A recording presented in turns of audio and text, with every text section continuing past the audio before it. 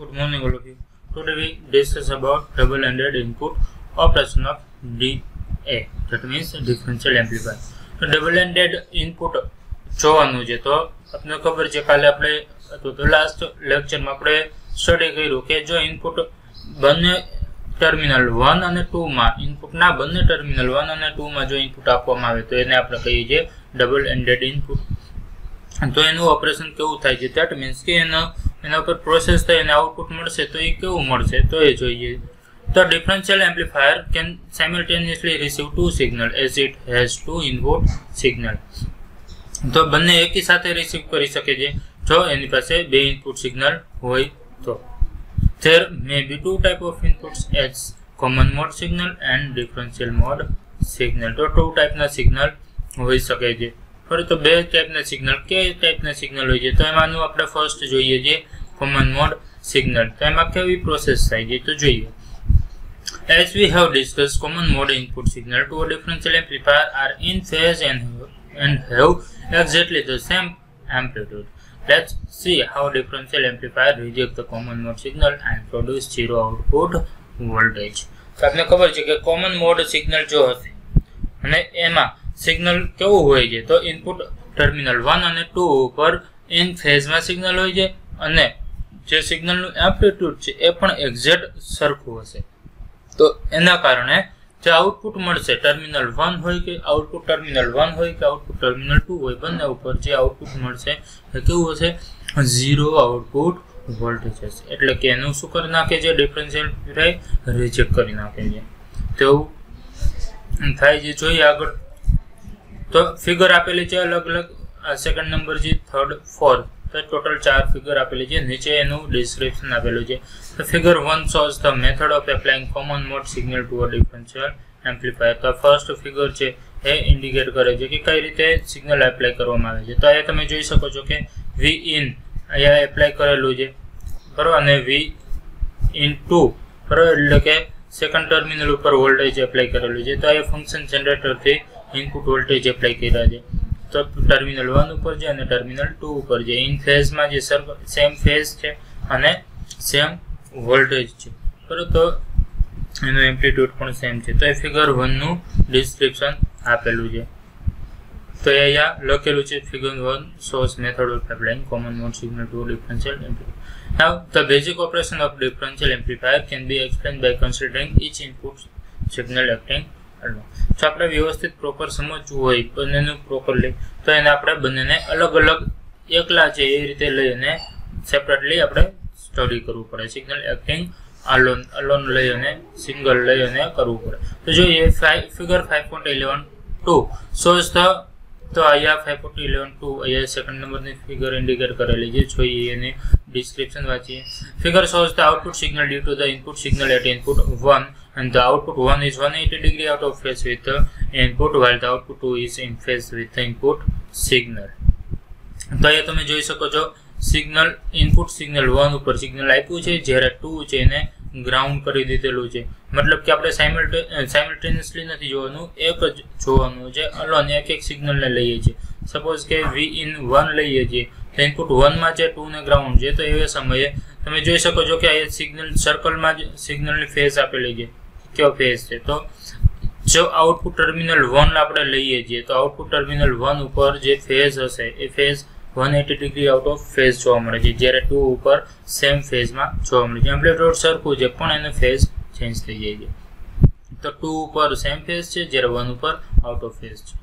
એ જ રીતે third figure shows the output signal due to the signal input signal at input 2. Here the output 1 is in phase with the input signal while the output 2 is 180 degree out of phase with the input signal. તો અહીંયા third ફિગરની વાત કરી છે બરોબર સાથે description છે અહીંયા જે વાત કરવામાં આવી છે ખાસ સમજો. તો 1 ને ગ્રાઉન્ડ કર્યું છે જ્યારે ઇનપુટ ટર્મિનલ 2 ઉપર ઇનપુટ એપ્લાય કર્યું છે. તો આઉટપુટમાંથી જે તમને મળશે એ તમે જોઈ શકો છો કે 1 નંબરના ટર્મિનલ ઉપર ઇન ફેઝમાં મળે છે મતલબ કે સેમ ફેઝ છે અને જ્યારે આઉટપુટ ટર્મિનલ 2 છે તો ઇનપુટ 2 માં જે એપ્લાય કર્યું છે એના 180 ડિગ્રી આઉટ ઓફ ફેઝ મળે છે. અહીંયા પણ એમ્પ્લિટ્યુડ બંનેનું સરખું છે પણ જસ્ટ ફેઝ ડિફરન્સ જોવા મળે છે 180 ડિગ્રીનો. નાવ ફોર્થ ફિગરનું ડિસ્ક્રિપ્શન જોઈએ. Thus, the corresponding signal on the output 1 as well as output 2 are of the opposite polarity. When the signals are superimposed, they will cancel each other, which result in zero output voltage is shown in figure 4. હવે signal 1 અને signal 2 input જે apply કરેલું છે બંનેને simultaneously આપીએ છીએ કે સાથે આપીએ છીએ તો કેવું થશે? તો એક સિગ્નલ 1 નું છે આઉટપુટ છે તો એ તમે જોઈ શકો છો કે અહીંયા ફેઝ તમે જુઓ તો 2 નો ઇન ફેઝ છે અને 1 નો આઉટ ઓફ ફેઝ છે અને એ જ રીતે 2 માટે તમે જુઓ તો આ બંને સિગ્નલને સપોઝ કે ભેગું કરી દઈએ છીએ તો આઉટપુટ 1 અને આઉટપુટ 1 ને ભેગા કરી દઈએ તો અને આઉટપુટ 2 અને આઉટપુટ 2 ને ભેગા કરી દઈએ તો કેવી ફિગર બને છે તો એ તમે અહીંયા જોઈ શકો છો કે આઉટપુટ છે બંને કેવા મળે છે એકબીજાની ઇફેક્ટ કેન્સલ કરશે કારણ કે એનું એમ્પ્લિટ્યુડ સરખો છે પણ આઉટ ઓફ ફેઝ હશે એના કારણે આઉટપુટ કેવું થઈ જશે બંને 0 વોલ્ટેજ આઉટપુટ મળશે. તો આ કોમન મોડ સિગ્નલ જ્યારે આપેલું હશે સેમ ફેઝમાં હશે અને સેમ એમ્પ્લિટ્યુડ હશે ત્યારે આ રીતે સિગ્નલ કેન્સલ થઈ જાય છે. તો કોમન મોડ રિજેક્શન કરી નાખે છે આ રીતે. Thus, common mode signal are rejected by differential amplifier. તો common mode signal નું રિજેક્શન થઈ જાય છે differential amplifier. This section is also known as common mode rejection. તો આને આપણે કહીએ છીએ common mode rejection. Most of the noise and other unwanted signal are common mode signal. તો મોટાભાગના નોઇઝ હોય છે અનવોન્ટેડ સિગ્નલ હોય છે કે જેની જરૂર નથી એ બધાને કોમન મોડ સિગ્નલ તરીકે આપવામાં આવે છે કે જેથી એ આઉટપુટમાં જ્યારે આવે ત્યારે એકબીજાની ઇફેક્ટ કેન્સલ કરી નાખે અને આપને પરફેક્ટ આઉટપુટ સિગ્નલ જે જોઈએ છે એ જ મળશે. જે નોઇઝ છે અનવોન્ટેડ સિગ્નલ છે નીકળી જશે. Hence, when this unwanted signal appear at the input of differential amplifier, they are eliminated on the output due to common mode rejection. તો આ રીતે કોમન મોડ રિજેક્શનના કારણે અનવોન્ટેડ સિગ્નલ અને નોઇઝ રિજેક્ટ થઈ જાય છે અને આપણે પરફેક્ટ સારું સિગ્નલ મળે. નાઉ ડિફરન્શિયલ મોડ સિગ્નલ જોઈએ. We know that differential mode signal to a differential amplifier have the exactly equal amplitude but having opposite polarity, that is 180 degree out of phase as shown in figure.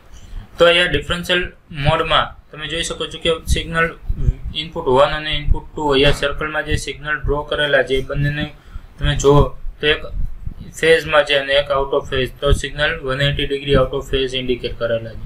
તો એથી ફિગરમાંથી સમજી જઈએ કે બંને સિગ્નલની polarity 180 degree out of phase છે. તો એનું જ્યારે આઉટપુટ લેવામાં આવે છે તો આ ડિફરન્શિયલ મોડ છે આપણે એ પણ ખબર પડી જાય કે ઇનપુટ જે બંને જે 180 ડિગ્રી આઉટ ઓફ ફેઝ આપેલા છે. જોઈએ the operation can be explained easily if both the input are considered separately as the single-ended input. તો બંનેને આપણે આગળની જેમ કોમન મોડની જેમ ડિફરન્શિયલ મોડમાં પણ સેપરેટલી કન્સિડર કરીએ. According to figure 2 shows the output signal due to the signal on input 1 acting as a single-ended input. તો આઉટપુટ 1 માં તો અહીંયા આપણે જોઈએ તો Vin1 સિગ્નલ એપ્લાય કરેલું છે ડિફરન્શિયલ એમ્પ્લીફાયરમાં તો આઉટપુટમાં અહીંયા તમે જોઈ શકો છો કે આઉટ ઓફ ફેઝ સિગ્નલ 1 માં મળે છે અને જ્યારે ઇન ફેઝ 2 માં મળે છે. And the phase of the input signal is shown in the circle. તો અહીંયા સર્કલમાં ફેઝ ઇન્ડિકેટ કરેલી છે. The output signal at terminal 1 is out of 180 degree out of phase with the input signal, while the output signal at terminal 2 is in phase with the input signal. તો અહીંયા 2 ઉપર in phase માં છે જ્યારે 1 ઉપર out of phase છે. Since differential amplifier is V1 minus V2, then we find V input 1 here input voltage 1 છે એટલે V input 1 minus V input 2, but here V input 2 is 0 voltage that તમે apply કરેલું નથી એટલા માટે એ તમે લખો કે 0 voltage તો V in 1 minus 0, that is V in 1 only. In the figure 3 તો અહીંયા નીચે ફિગર આપેલી છે ફિગરની વાત કરેલી છે. Figure 3 shows the output signal due to the signal on input 2 acting as a single-ended input. તો અહીંયા આઉટપુટ 2 ને સિંગલ-એન્ડેડ ઇનપુટ તરીકે લઈ અને જોઈએ તો 2 છે તો અહીંયા સામે આઉટપુટમાં 1 માં સેમ ફેઝ હશે જ્યારે 2 ઇનપુટ છે તો 2 આઉટપુટમાં આઉટ ઓફ ફેઝ હશે. તો આ રીતે સિગ્નલ જોઈ શકો છો. Again the phase of the input signal is shown in circle. The output signal at terminal 1 is in phase with the input signal, while the output signal at terminal 2 is output 180 degree out of phase with the input signal. Since differential amplifier amplifies the Vin1 minus Vin2, that is 0, Vin1 અહીંયા signal કઈ જ નથી, પરંતુ એના માટે આપણે 0, તો Vin1 is 0, that is minus Vin2 equals to minus Vin2. તો આ રીતે લખી શકીએ. તો આ રીતે વારંવાર આપણે જનરલ વાત કરીએ તો thus when both the input are considered simultaneously, હવે એકી સાથે બંને લઈએ છીએ, જેમ CM કોમન મોડમાં આપણે વાત કરી તો એ જ રીતે ડિફરન્શિયલ મોડમાં બંને સિગ્નલને એકી સાથે લઈએ, સાયમલ્ટેનિયસલી લઈએ. The signal on the output of 1 due to both input have similar polarity and therefore they will superimpose.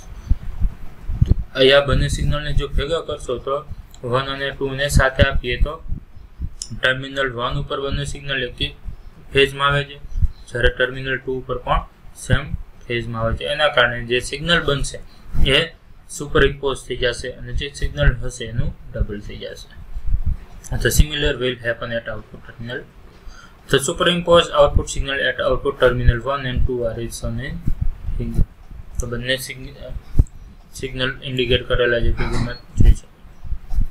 નાવ જોઈએ શોર્ટ ટોપિક છે voltage gain of differential amplifier. Generally, the differential amplifier is operated for single-ended output. મોટા ભાગે આપણે single-ended outputમાં જ વાપરીએ છીએ. However, there are two different methods of applying input signal. According to DA has two different gains: differential mode voltage gain and common mode voltage gain. તો બંને રીતના અલગ અલગ ટાઈપના વોલ્ટેજ ગેઇન હોઈ શકે છે. ડિફરન્શિયલ મોડ ગેઇન પણ હોઈ શકે છે અને કોમન મોડ વોલ્ટેજ ગેઇન પણ હોઈ શકે છે.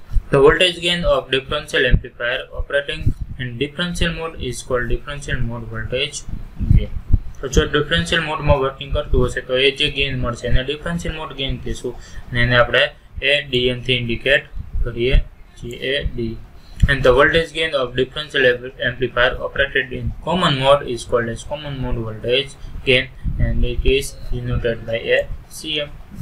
Gain ને આપણે એથી ઇન્ડિકેટ કરીએ છીએ, CM for common mode, DM for differential mode. તો આ રીતે યાદ રાખી શકીએ. Ideally, DA provides very high ADM. બરાબર, આપણે ડિફરન્શિયલ મોડ સિગ્નલ હાઈ જોઈએ છે એટલા માટે DA હાઈ હોવું જોઈએ and 0 A CM. Common mode 0 હોવું જોઈએ, ટેન્સ ટુ 0 હોવું જોઈએ, કારણ કે કોમન મોડ સિગ્નલ અનવોન્ટેડ હશે, નોઇઝ હશે તો એને રિજેક્ટ કરવું પડે. તો એ સિગ્નલ જેટલું ઓછું હશે એ સારું. અને ડિફરન્શિયલ મોડ જે સિગ્નલ હશે એ આપણું ઓરિજિનલ સિગ્નલ હશે જેને એમ્પ્લિફિકેશન કરવું છે, તો એ જેટલું મોટું થશે એ સારું. તો આ રીતે ideally DA provides very high. તો એ સારામાં સારું કહી શકીએ, જેટલું સારું હશે ADM જેટલું હાઈ હશે એ સારું અને CM જેટલું 0 તરફ હશે, ટેન્સ ટુ 0 હશે. But practically a differential amplifier produce a very small ACM. Practically હકીકતમાં જોવા જઈએ તો એ CM સિગ્નલ જે CM ગેઇન છે ઓછો હોય છે, વેરી સ્મોલ હોય છે, નોર્મલી મચ લેસ ધેન 1. તો તે 1 થી પણ ઓછો હોય છે.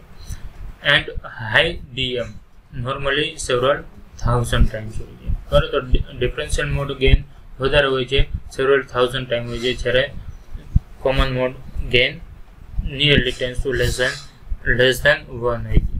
The higher the ADM with respect to ACM, the better the performance of differential amplifier in terms of rejection of common mode signal.